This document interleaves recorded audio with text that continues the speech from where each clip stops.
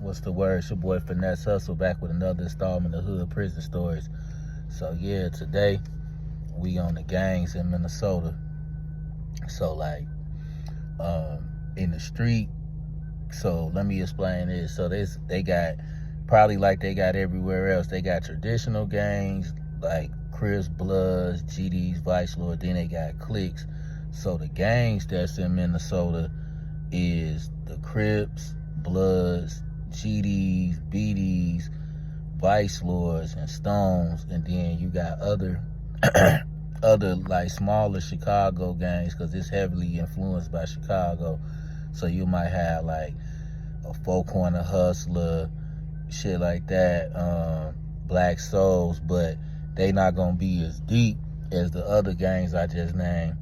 And then they got cliques. So the best way to describe the cliques, so on the north side of Minneapolis, the street Broadway is like the divider. So they got the high end, all the streets in the lower numbers is the low end. So from Broadway on up to the 50s, that's the high end.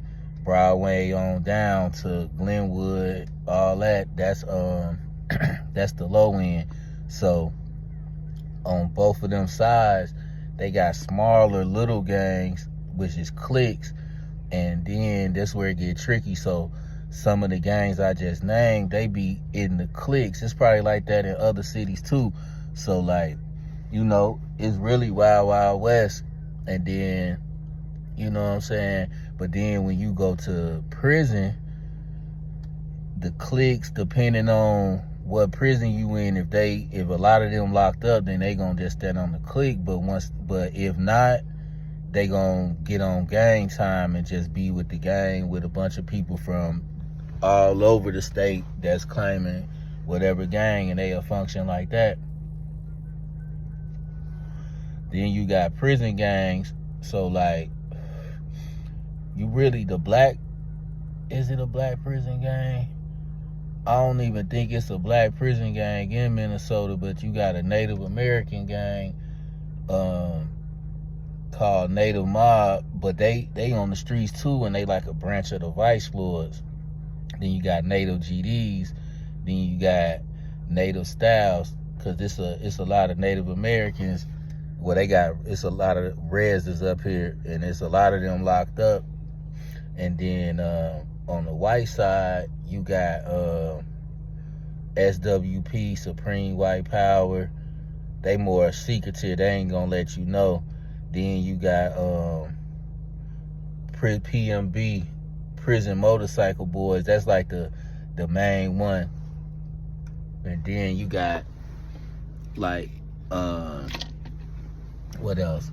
That's pretty much the main one. And then you got this other little slick white gang where they use religion, so they call Ostratude, and they study Norse mythology and shit like that. Like, I don't know, like, to me, like some Dungeons and Dragons, but it's like a little made up religion / gang, and they get a little special privilege. They recognize it's like a religious group, but they really it's like a white supremacy gang. Hey, get in the comments if y'all ever even heard of that, if they got them in other states.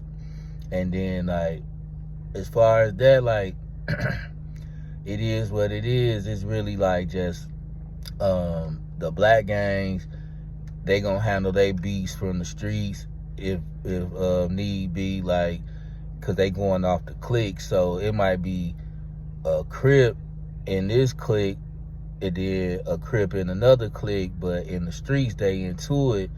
So they still might get to it in the cell, you know what I'm saying? If it's really like that, if it's some real bodies behind that shit. And yeah, the gang shit really ain't heavy like that, you know what I'm saying? Then you got the Mexicans out here,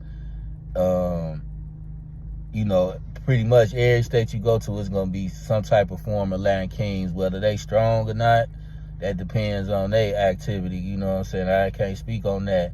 But yeah, they got Latin Kings, but they like far and in between. Then you got like Brown Pride. Then you got then you got what?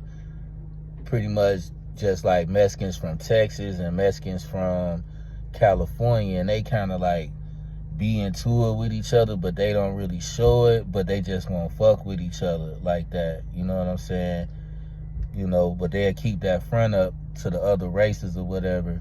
And yes, just like it is in every other state, the white dudes and the Mexicans gonna click up.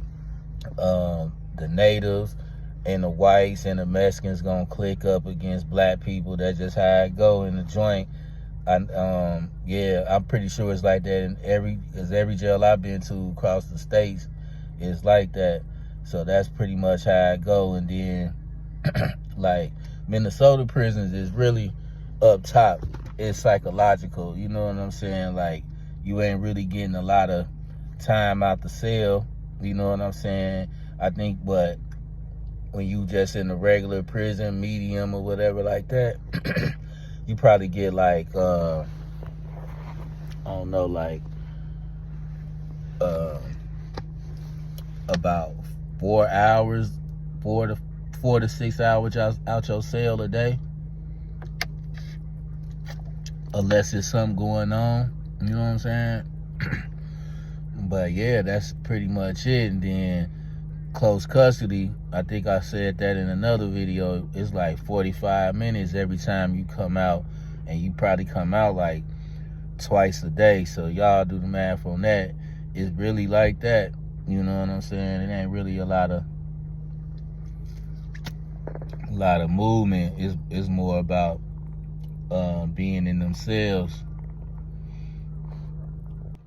So if you ain't got no TV, it's definitely hectic for you up in there. You gotta be reading books, gotta be doing something to come out that cell. But while you in the cell, you definitely need the TV to pass that time, because you're gonna be in there. That's just how it is in Minnesota. But I ain't gonna talk y'all head off, man, till I post again.